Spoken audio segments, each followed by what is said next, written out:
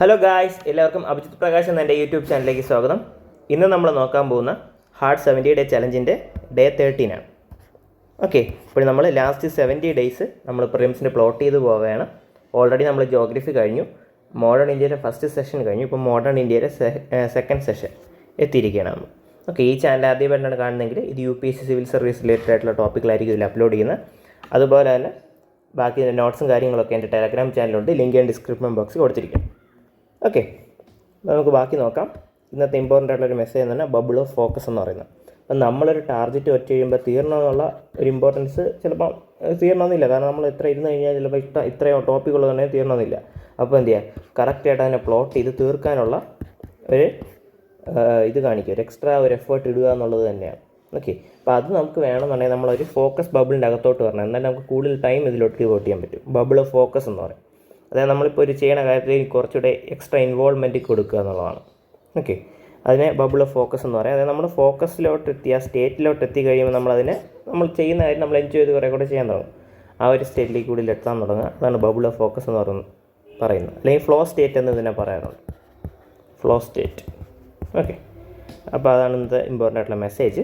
ഇനി നമുക്കറിയാം, നമ്മൾ ഇന്നലെ മോഡേൺ ഇന്ത്യയുടെ എക്സാം എഴുതി നിങ്ങൾ അനലൈസ് ചെയ്തെന്ന് തോന്നുന്നു. ഇമ്പോർട്ടൻ്റ് ആയിട്ടുള്ള ആക്റ്റുകളായാലും ബാക്കിയുള്ള കാര്യങ്ങളായാലും, പിന്നെ അതുപോലെ തന്നെ ആ ഒരു സ്റ്റോറി ലൈൻ എങ്ങനെ പോകുന്നു, അല്ലെങ്കിൽ എന്താണ് നമ്മൾ യൂറോപ്യന്മാരുടെ വരവ്, പോർച്ചുഗീസ്, ഡച്ച്, അതുപോലെ തന്നെ ലേറ്റർ മുഗൾസിൻ്റെ സ്റ്റോറി എങ്ങനെയാണ്, അവിടെ നടന്ന യുദ്ധങ്ങൾ, കർണാട്ടിക് വാറുകൾ എങ്ങനെയായിരുന്നു, പിന്നെ അതുപോലെ മറാത്ത വാറ്, മൈസൂർ വാർ, അങ്ങനെയുള്ള യുദ്ധങ്ങൾ, വാർസിൻ്റെ കാര്യങ്ങളായാലും, പിന്നെ അതിനുശേഷം നമ്മൾ നേരെ ഇവിടുത്തെ ഒരു പീപ്പിൾസ് റെസിസ്റ്റൻസ്, പീപ്പിൾ എങ്ങനെയാണ് ബ്രിട്ടീഷ് റൂളിനെ റെസിസ്റ്റ് ചെയ്തത്, അതിൽ തന്നെ സിവിൽ റിവോൾട്ട്സ്, ട്രൈബൽ റിവോൾട്ട്സ്, അങ്ങനെ പല ടൈപ്പ് റിവോൾട്ടുകൾ നമ്മൾ നോക്കി. അങ്ങനെയുള്ള റിവോൾട്ടുകൾ നോക്കിയതിന് ശേഷം എന്താണ്, പിന്നെ അതിന് ശേഷമാണ് സോഷ്യൽ മൂവ്മെൻറ്റ്സ് വരാൻ തുടങ്ങിയത്. 1857 മെയിൻ റിവോൾട്ട്, 1857 മെയിൻ റിവോൾട്ട് വന്നു. അതിനുശേഷം സോഷ്യൽ മൂവ്മെൻറ്റ്സ് വരാൻ തുടങ്ങി. അങ്ങനെ ഇഷ്ടംപോലെ സോഷ്യൽ ഓർഗനൈസേഷൻസ് വരാൻ തുടങ്ങി. പിന്നെ ഈ സോഷ്യൽ ഓർഗനൈസേഷൻസ് പതുക്കെ പൊളിറ്റിക്കൽ ഓർഗനൈസേഷൻസായി. അങ്ങനെ അവസാനം വന്ന പൊളിറ്റിക്കൽ ഓർഗനൈസേഷനാണ് INC, ഇൻ്റർനാഷണൽ കോൺഗ്രസ് എന്ന് പറയുന്നത്. ഓക്കെ, അപ്പോൾ ആ ഒരു കാര്യങ്ങളൊക്കെ നിങ്ങളൊന്ന് ഓർത്ത് വയ്ക്കുക. പിന്നെ അതുപോലെ തന്നെ ഇതാണ് ബേസിക് ആയിട്ടുള്ളൊരു സ്റ്റോറി പോകുന്നത്. അതിൽ തന്നെ നമ്മൾ മോഡറേറ്റ് ഫേസ് വരെയാണ് നമ്മൾ കൂടുതൽ നോക്കിയത്. ഇനി അടുത്ത് നമ്മൾ INCയുടെ തന്നെ മോഡറേറ്റ് ഫേസിന് ശേഷം എക്സ്ട്രീമിസ്റ്റ് ഫേസ് നോക്കും. ഓക്കെ, പിന്നെ റെവല്യൂഷണറീസ് നോക്കും, പിന്നെ ഗാന്ധിയുടെ വരവ്.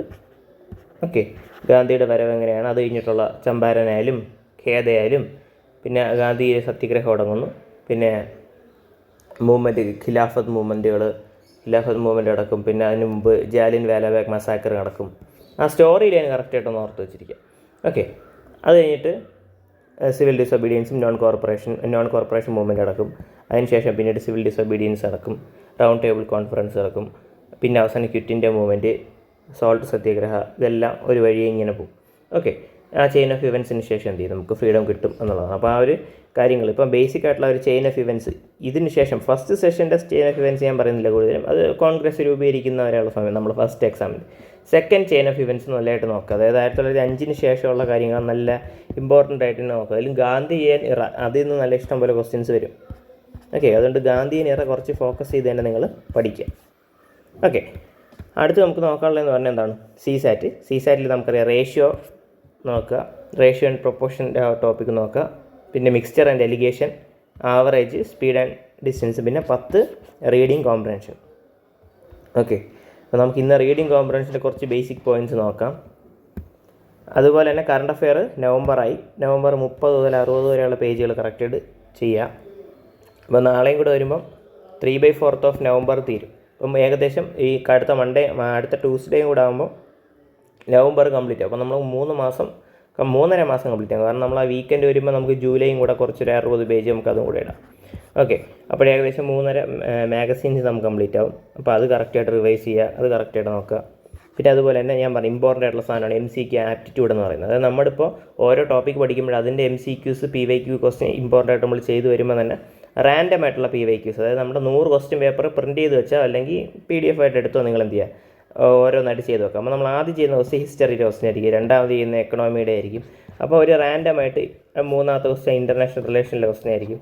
അപ്പോൾ ഇങ്ങനെ വേറെ ടൈപ്പ് ക്വസ്റ്റ്യൻസ് നിങ്ങൾ അല്ലാതെ തന്നെ കണ്ടുവെക്കുക. കാരണം നമ്മളിങ്ങനെ ഓരോ ടോപ്പിക്കായിട്ട് ഇങ്ങനെ പഠിച്ചു പോകുമ്പോഴും നമ്മൾ അവസാനത്തെ എക്സാമിന് ഇരിക്കുമ്പം ഇങ്ങനെ ഓരോ ടോപ്പിക്കായിട്ടല്ല ചോദിക്കുന്നത്, റാൻഡമായിട്ടല്ലേ ചോദിക്കുന്നത്. അപ്പോൾ ഇങ്ങനെ റാൻഡമായിട്ട് ചോദിക്കുമ്പോഴും നമ്മൾ പഠിച്ച ഇൻഫർമേഷൻ നമുക്ക് ഓർമ്മ വരണം. ഇത് നമ്മളെ കൂടുതൽ ഹെൽപ്പ് ചെയ്യുന്ന ഫുൾ ലെങ്ത് ടെസ്റ്റ് എഴുതുമ്പോൾ നമുക്ക് ഇങ്ങനെയുള്ളൊരു ടൈപ്പ് മെമ്മറി എടുക്കാം, കാരണം അവസാനം എങ്ങനെയാണല്ലോ നമ്മൾ എഴുതേണ്ടത്. ഓക്കെ, അപ്പോൾ അതിൻ്റെ ഒരു കാര്യം കൂടെ നിങ്ങളിവിടെ ഓർത്ത് വയ്ക്കുക. അപ്പോൾ അതാണ് ഇവിടെ ഇമ്പോർട്ടൻ്റ് ആയിട്ട് നോക്കേണ്ട. ഇനി നമുക്ക് ഇതാണ് ഇന്നത്തെ ടോപ്പിക്. അപ്പോൾ നമുക്ക് ബാക്കി റീഡിങ് കോംപ്രഹെൻഷൻ കുറച്ച് പോർഷൻ നോക്കാം. ഓക്കെ, ഇപ്പോൾ റീഡിങ് കോംപ്രഹെൻഷൻ നമുക്കറിയാം. ഒരു പാസേജ് നമ്മൾ വായിക്കുന്ന സമയത്ത് ശ്രദ്ധിക്കേണ്ട 2-3 പോയിൻറ്റുകൾ പറയാം. ഫസ്റ്റ് പോയിൻ്റ് എന്ന് പറയുന്നത് എന്താണ്, നമ്മൾ കൂടുതലും ആ പാസേജിലുള്ള കാര്യങ്ങൾ മാത്രം വെച്ച് ഉത്തരം ചെയ്യാൻ ശ്രമിക്കുക. അതായത് നമുക്കൊരു കാര്യത്തിനെ കുറിച്ച് നമുക്കൊരു ഐഡിയ കാണും. ഓക്കെ, ഇപ്പോൾ ഗ്ലോബൽ വാർമിങ്ങിനെ കുറിച്ചല്ലേ, ഇപ്പോൾ sun rises in the east. Okay, പിന്നെ അങ്ങനെ ഒരു തോട്ട് നമുക്കുണ്ട്. പക്ഷേ പാസേജ് കൊടുത്തിരിക്കുന്നത് sun rises in the west എന്നാണ്. ഓക്കെ, അപ്പോൾ നമ്മൾ ആ പാസേജ് വായിക്കുന്ന സമയത്ത് നമ്മൾ എന്ത് ചെയ്യുക, സൺ വെസ്റ്റിലാണ് റൈസ് ചെയ്യുന്നത് എന്നൊരു ഐഡിയ വെച്ച് തന്നെ നിങ്ങൾ ചെയ്യണം. ഒരിക്കലും നമ്മൾ ആ ഒരു ഐഡിയ അവിടെ കൊണ്ടുവരാൻ ശ്രമിക്കരുത്. പാസേജിൽ എന്താണോ പറയുന്നത് അതനുസരിച്ചായിരിക്കണം നമ്മൾ ആൻസർ ചെയ്യേണ്ട. പിന്നെ നമുക്ക് വേണമെങ്കിൽ സാധാരണ നമുക്ക് പറയാം, ഒരുവിധം ലോജിക്കലായിട്ടുള്ള കൺക്ലൂഷൻസ് തന്നെ ആയിരിക്കും വരുന്നതെന്ന് പറയാൻ പറ്റും. ഇപ്പോൾ എൻ്റെ പേഴ്സണലായിട്ടുള്ള എൻ്റെ ഒരു ഒപ്പീനിയൻ എന്ന് പറഞ്ഞാൽ, നമ്മളൊരു പാസേജ് വായിച്ച് കഴിയുമ്പോൾ ആദ്യം നമ്മൾ പാസേജ് വായിക്കാതെ ആ ഓപ്ഷൻസ് കറക്റ്റായിട്ട് വായിക്കുക. അപ്പോൾ ഓപ്ഷൻസ് വായിക്കുമ്പോൾ തന്നെ ചില സ്റ്റേറ്റ്മെൻറ്റ് വളരെ എക്സ്ട്രീം ആയിട്ടുള്ള സ്റ്റേറ്റ്മെൻറ്റുകളാണ്. എക്സ്ട്രീം സ്റ്റേറ്റ്മെൻറ്റുകളൊക്കെ ആദ്യം തന്നെ അവോയ്ഡ് ചെയ്യാം നമുക്ക്.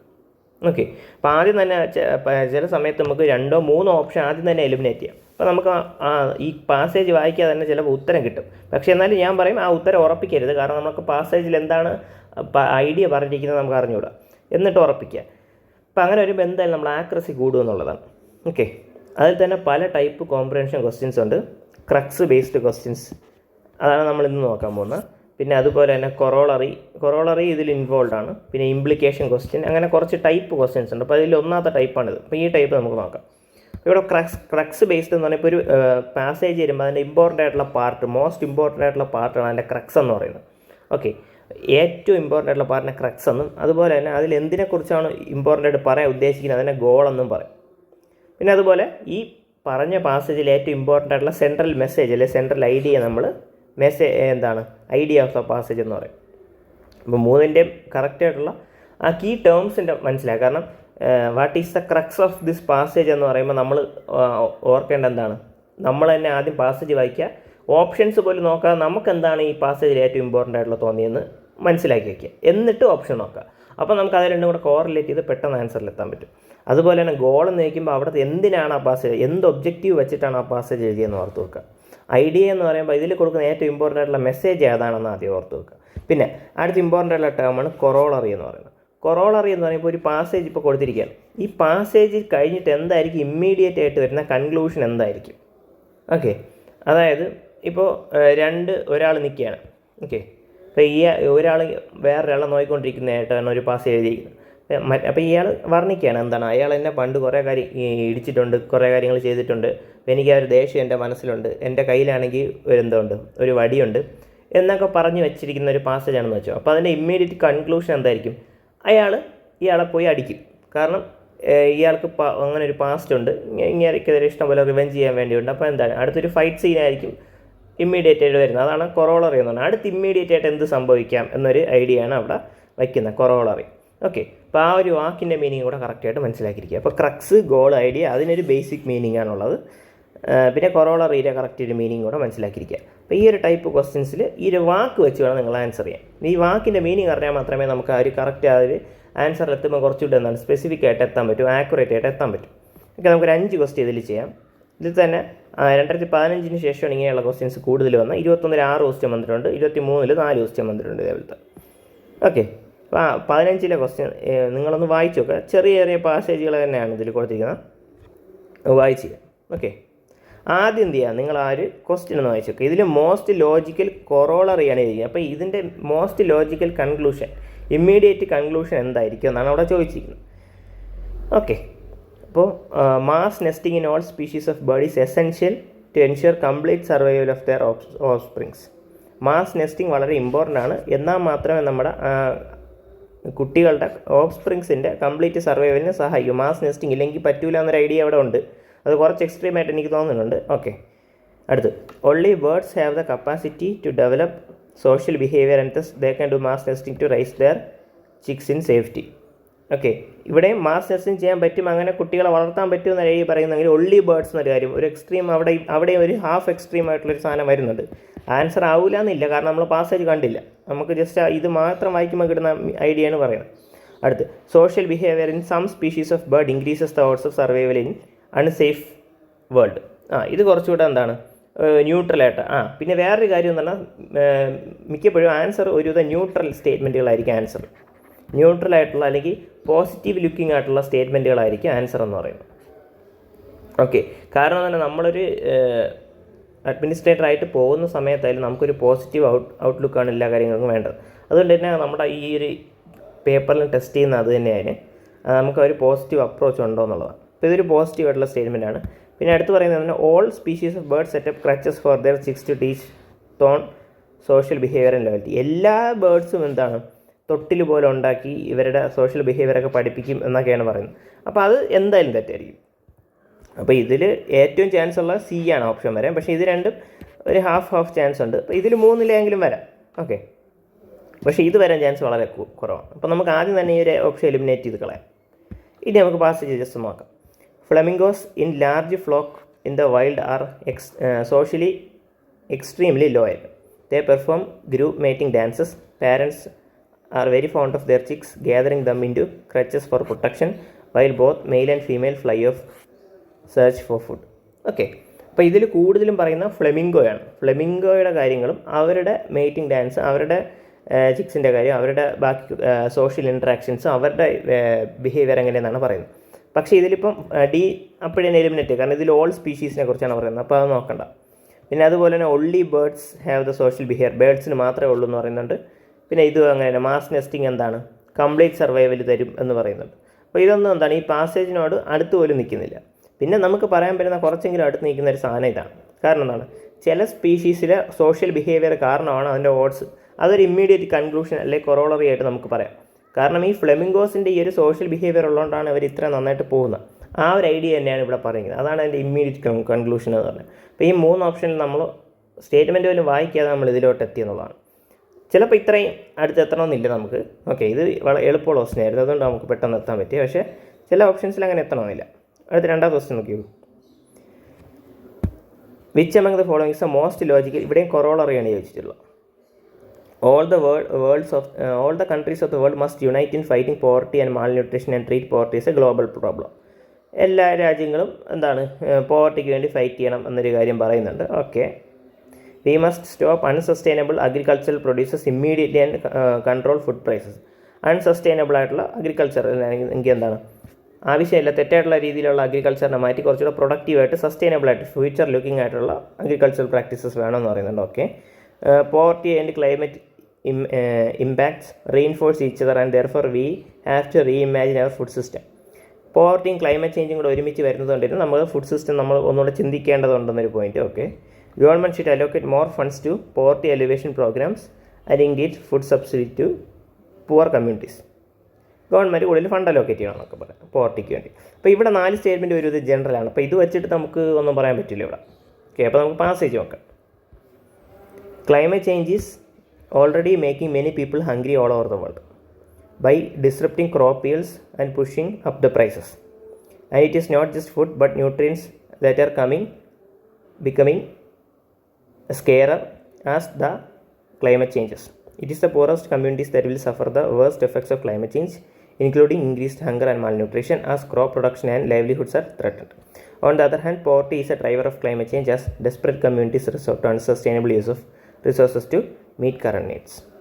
ഓക്കെ, അപ്പോൾ ഇതാണ് ഇവിടെ ഇമ്പോർട്ടൻ്റ് ആയിട്ട് പറഞ്ഞു വയ്ക്കുന്നത്. അപ്പോൾ ഇവിടെ എന്താണ് ഇമ്പോർട്ടൻ്റ് ആയിട്ട് പറയുന്നത്? ഒന്ന്, ക്ലൈമറ്റ് ചേഞ്ചും പോവർട്ടിയുമായിട്ടുള്ള ഒരു ലിങ്കേജ് അവിടെ വരുന്നുണ്ട്. ഓക്കെ, പോവർട്ടിയും ക്ലൈമറ്റ് ചേഞ്ചുമായിട്ടുള്ള ലിങ്കേജ് അവിടെ വരുന്നുണ്ട്. പിന്നെ എന്താണ് നമ്മൾ അതെങ്ങനെയാണ് ഫുഡ് സിസ്റ്റത്തിനെ എഫക്റ്റ് ചെയ്യുന്നതെന്ന് പറയുന്നുണ്ട്. അത് ഏറ്റവും പൂററായിട്ടുള്ള കമ്മ്യൂണിറ്റീസിലാണ് അതിന് ഏറ്റവും വേഴ്സ്റ്റ് എഫക്റ്റഡ് ആയിട്ടുള്ള അവരുടെ ഹങ്കർ കൂടാനും മാൽന്യൂട്രീഷൻ കൂടാനും കാരണവും.